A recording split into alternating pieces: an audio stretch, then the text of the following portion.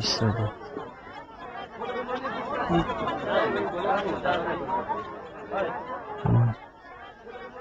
اون دختر کوچولوه. بسیار هر وقت با قطار میرم جبهه میبینمش. تو درست همین شکلی. پس چرا مثل بقیه گلاشون نمیپوشه؟ اون گلاشو همینجوری میده، بابتشون پول نمیگیره. بچه اینجوری وایستاده؟ منتظره تا بچه ها برن کنار. برن کنار؟ برای چی؟ واسه این که اون آدمی رو که دنبالشه پیدا کنه. خب مگه کیو میخواد پیدا کنه؟ اون آدمی رو که قرار شهید شه. چی؟ یعنی چی؟ میدونی این دختر کوچولو تا حالا به هر کسی که گل داده اون آدم شهید شده.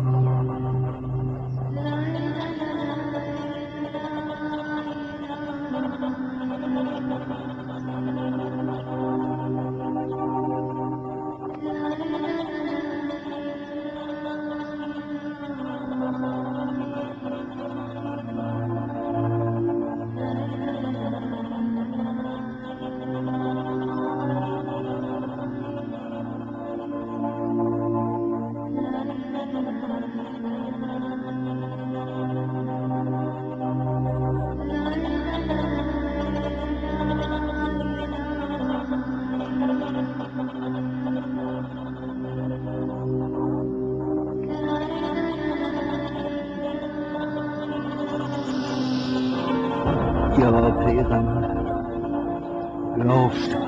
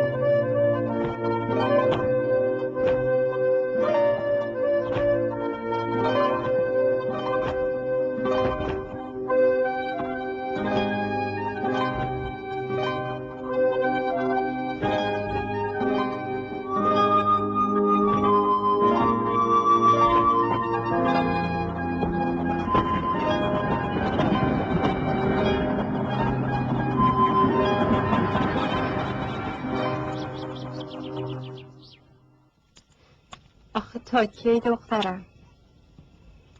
بس دیگه. کنار ریل از سرما کباب میشی یا؟ یادت پارسال چه بلایی سرت اومد؟ قطارشو فقط 2 ساعت دیر کرد. سینه پهلویی کردی که 1 ماه تموم از جا بیرون نیومدی. بس دیگه.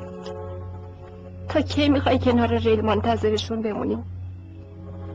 چرا نمیخوای بفهمی که دیگه بابا از جبهه بر نمیگرده؟ عزیزم، دختر گلم، نازنینم، خدای مهربون باباتونو برده پیش خودش. اینو بفهم. اینقدر با من لجبازی نکن. اینقدر خون به دل مادرت نکن. وقتی بچه ها اونجوری نگات میکنن از جیگران کباب میشه. بس دیگه. باور کن که دیگه بابا از جبهه بر نمیگرده.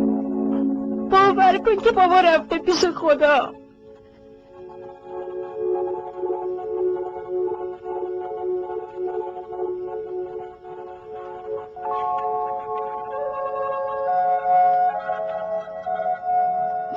الهی مادرت بمیره.